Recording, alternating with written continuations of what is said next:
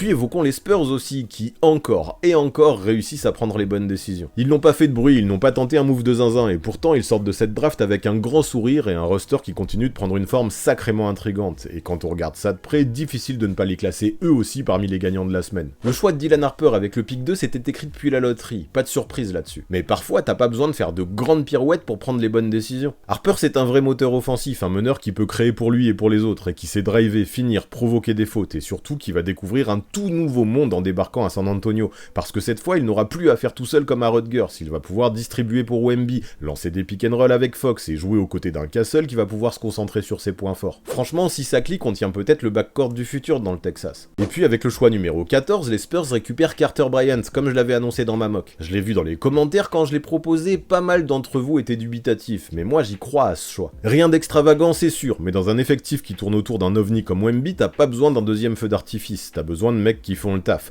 Bryant c'est du spacing, de la défense, de la polyvalence et un profil de 3&D qui colle parfaitement à la philosophie des Spurs. Il vient compléter les pièces déjà en place sans déséquilibrer quoi que ce soit, ça me plaît beaucoup.